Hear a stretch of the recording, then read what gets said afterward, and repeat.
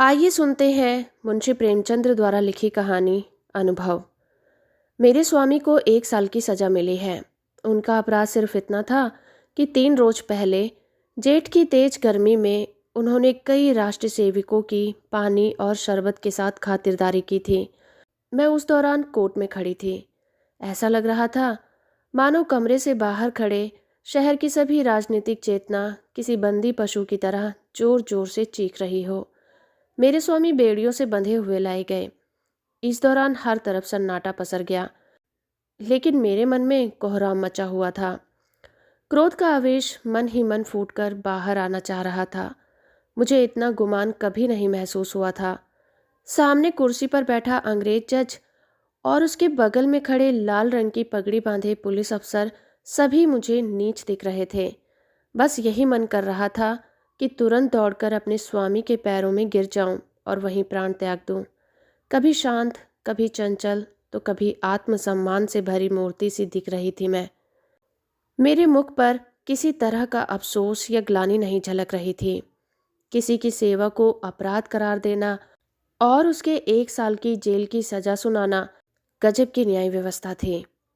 ऐसे में मैं 100 बार ये गुनाह करने को तैयार हूँ। मेरे स्वामी जाने लगे और जाते वक्त मेरी ओर देखकर मुस्कुराए और फिर आगे बढ़ गए। कोर्ट से बाहर आकर मैंने 5 रुपए की मिठाई खरीदी और कुछ राष्ट्रीय सेवकों को आमंत्रित कर मिठाई खिलाई। उसी दिन शाम होते ही मैं पहली बार कांग्रेस के जलसे में शामिल होने से खुद को न रोक सकी। यही नहीं, मैंने मंच पर जाकर भाषण भी दिया। अंदर द्वेष इतना भरा था कि सत्याग्रह का प्रण भी ले लिया। उस समय मेरे अंदर इतनी शक्ति कहाँ से आ गई, मुझे खुद भी नहीं पता चला। लेकिन हाँ, ये सब न्योछावर हो जाने के बाद अब किस बात का डर था। भगवान का कठिन से कठिन प्रहार भी अब मेरा कुछ नहीं बिगाड़ सकता था। अगले दिन मैंने पिताजी और ससुर जी के लिए 2 पत्र लिखे। ससुर जी को पेंशन मिलती थी और पिताजी जंगल के महकमे में अच्छे पोस्ट पर आसीन थे। परंतु अफसोस कि सारा दिन बीत जाने के बावजूद कोई जवाब नहीं आया। उसके अगले दिन भी किसी का खत नहीं आया, लेकिन तीसरे रोज दोनों लोगों का जवाब आया। ससुर जी ने पत्र में लिखा था कि मुझे लगा था कि वृद्धावस्था में तुम दोनों मेरा सहारा बनोगे, लेकिन अब कोई फ़ायदा नहीं। तुम दोनों ने मेरी आस पर पानी फेर दिया। मुझे सरकार से पेंशन मिलती है, लेकिन तुम्हें अपने यहाँ रखकर मैं इस पेंशन को नहीं खोना चाहता। पिताजी के पत्र में भी कुछ ऐसा ही कठोर जवाब सुनने को मिला। पिताजी को इसी वर्ष ग्रेड मिलने वाला था, परंतु अगर वो मुझे अपने पास बुलाते तो उन्हें ग्रेड से हाथ धोना पड़ता। ऐसे में वो मेरी मौखिक रूप से मदद करने के लिए तैयार थे। मेरा मन दुखी हुआ और मैंने इन दोनों खतों को जला दिया। उसके बाद उन्हें और कोई खत नहीं लिखा। इसे ही कहते हैं स्वार्थ, जिसका प्रभाव इतना प्रबल होता है कि वक्त पर अपनी संतान भी नजर नहीं आती। ससुर और पिता दोनों ने मुंह फेर लिया, लेकिन अभी मेरी आयु ही क्या है, अभी तो मुझे दुनिया देखनी है। इतने में किसी ने बाहर मेरे दरवाजे की कुंडी खटखटाते हुए मुझे आवाज़ दी। मैं सहम गई। मेरे रोंगटे खड़े हो गए। मैं दरवाजे पर कान लगाकर सुनने की कोशिश कर रही थी कि कहीं वो बदमाश तो नहीं। फिर मैंने कठोर आवाज़ में कहा, कौन है, क्या काम है? बाबू ज्ञानचंद की आवाज़ सुनकर मैं थोड़ी शांत हुई। मेरे स्वामी के सबसे अच्छे मित्र हैं।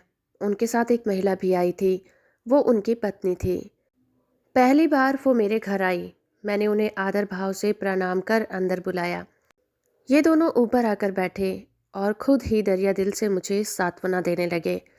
उनकी पत्नी के विचार देखकर मुझे ये समझ आ गया कि वो एक सशक्त महिला हैं। उनके चेहरे से ही उनकी प्रतिभा छलक रही थी।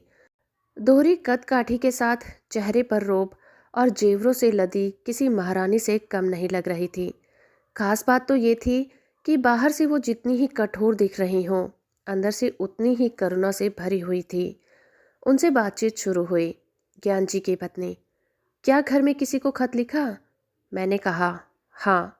ज्ञान जी की पत्नी, कोई घर से लेने आ रहा है? मैंने कहा, नहीं। पिताजी व ससुर जी में से कोई मुझे अपने साथ रखने को तैयार नहीं। ज्ञान जी की पत्नी, तो फिर आगे क्या करने का सोचा है? मैंने कहा, फिलहाल के लिए तो यहीं पर हूँ। ज्ञान जी की पत्नी: हम दोनों के साथ हमारे घर क्यों नहीं चल रही हो? अकेले मैं तुम्हें यहाँ नहीं रहने दूंगी। इस दौरान खुफिया के दूत घर के बाहर डटे हुए हैं। मुझे आशंका हो गई थी कि ये खुफिया के दूत ही होंगे। ज्ञान जी ने अपनी पत्नी की ओर देखा और पूछा, मैं तांगा ले आऊं? ज्ञान जी की पत्नी ने इशारे में आज्ञा दे दी। ज्ञान जी तुरंत द्वार की तरफ चले। तभी ज्ञान जी की पत्नी ने बोला, रुको, कितने तांगे लेकर आओगे? ज्ञान जी घबराकर बोले, कितने? ज्ञान जी की पत्नी: हाँ, कितने?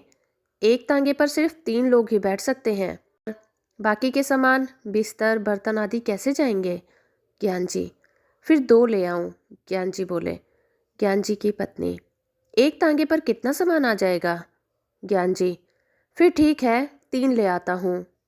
ज्ञान जी की पत्नी: हाँ, तो जाओ भी, अब इतनी देर क्यों कर रहे हो? जब तक मैं कुछ कहती तब तक ज्ञान जी निकल गए थे। मैंने सकुचाते हुए उनकी पत्नी से कहा, मेरे आने से आपको तकलीफ होगी। कठोर वाणी में ज्ञान जी की पत्नी ने बोला, हाँ, तकलीफ तो होगी। तुम किलो भर आटा खाओगी, घर का एक जगह भी घेर लोगी। ये सब क्या कम कष्ट है? इतना सुनकर मैंने कहा, क्या बहन आप भी? उनकी पत्नी ने मेरे कंधे पर हाथ रखकर बोला, जब तुम्हारे स्वामी वापस आ जाएं तो मुझे अपने घर में रख लेना, हिसाब बराबर हो जाएगा। अब ठीक है ना? तो चलो सारा सामान बांध लो। ये सब देखकर बिल्कुल सपने जैसा लग रहा था। इतनी उदार स्त्री मैंने आज तक नहीं देखी थी। मुझे उनमें बड़ी बहन दिख रही थी। ऐसा लग रहा था जैसे क्रोध और चिंता जैसी चीज़ों पर उन्होंने काबू पा लिया है। हर वक्त उनके मुख में मधुर वाणी निकलती थी, जैसे मानो सरस्वती का वास हो। उनकी कोई संतान न थी, लेकिन फिर भी वो दुखी नहीं थे। घर का काम वो स्वयं करती और बाहर के काम के लिए एक लड़का रखा था। आश्चर्य तो इस बात का था कि दिन भर मेहनत करने के बाद भी वो कभी आराम न करती थी। यही नहीं, उनका आहार भी बेहद कम था।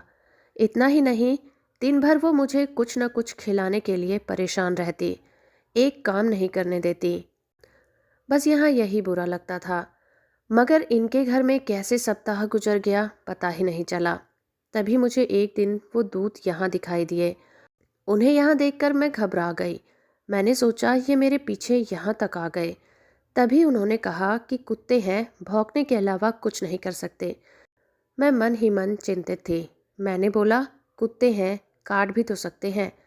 ज्ञान जी की पत्नी ने कहा, तो क्या इनके डर से भागना नहीं चाहिए? मैं बार बार उनके बारे में सोचती।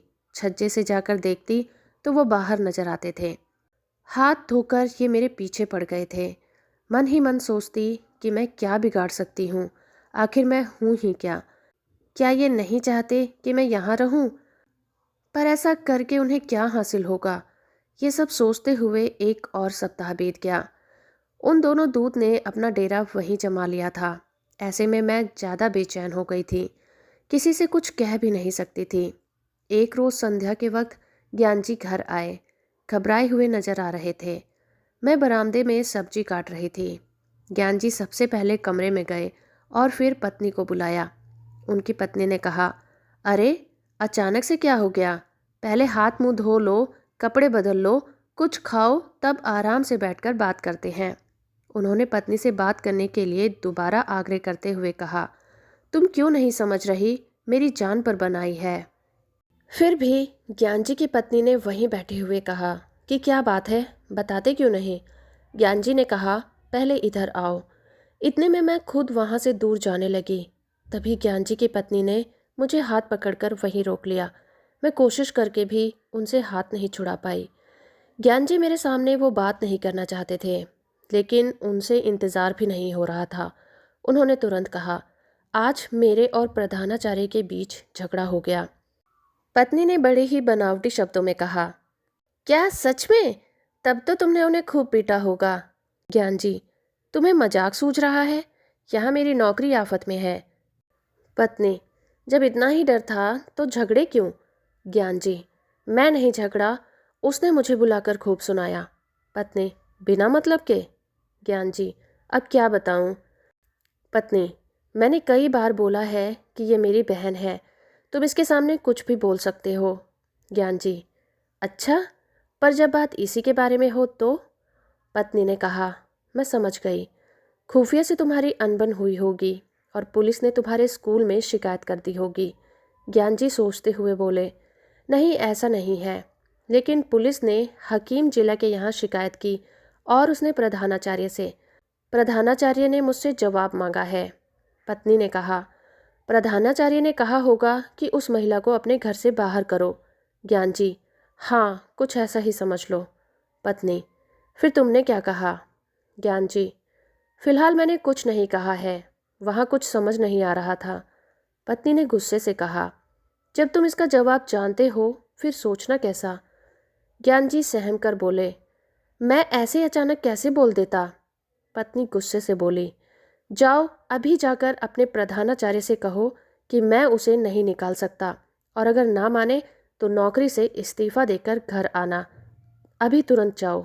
मैं अपने आंसू रोक नहीं पाई। रोते हुए मैंने कहा, बहन ये सब क्यों? ज्ञानजी की पत्नी ने मुझे डांटा और कहा, तुम बिल्कुल चुप रहो, नहीं तो कान पकड़ लूँगी।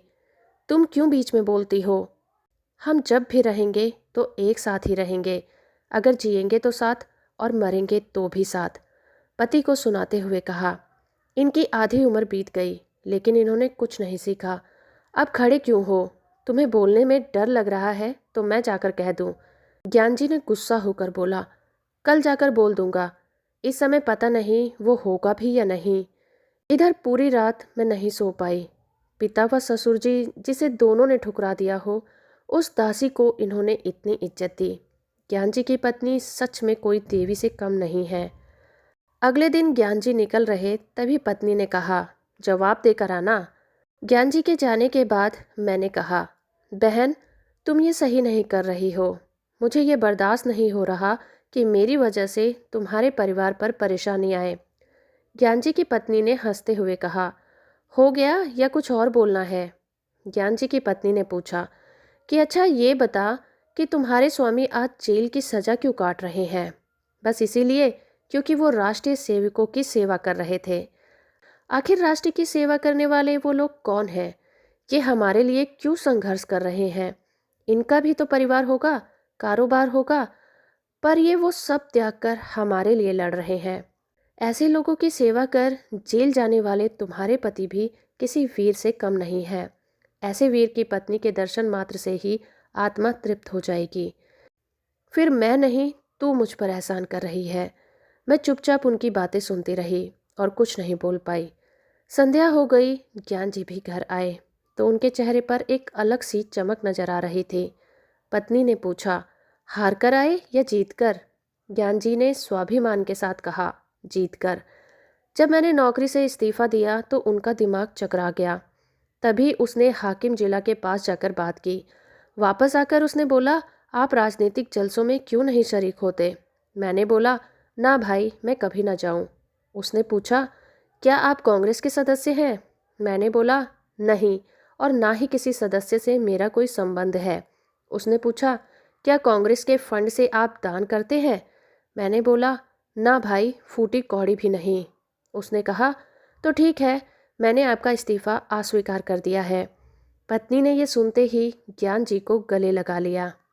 तो दोस्तों, ये कहानी हमें ये बताती है कि स्वाभिमान और त्याग की भावना से किया गया हर काम किसी के दिल में आपके लिए आत्मसम्मान को बढ़ा देता है, और साथ ही बुरा वक्त हमें ये भी बताता है कि कौन हमारा अपना है और कौन पराया। तो अभी आप सुन रहे थे मुंशी प्रेमचंद्र द्वारा लिखी कहानी अनुभव। कहानी और मेरा प्रयास अगर आपको अच्छा लगा है तो आप इस कहानी को लाइक, शेयर और चैनल को सब्सक्राइब करना बिल्कुल मत भूलिएगा। आपके कमेंट हमारे उत्साह बढ़ाते हैं, तो कमेंट करते रहिए।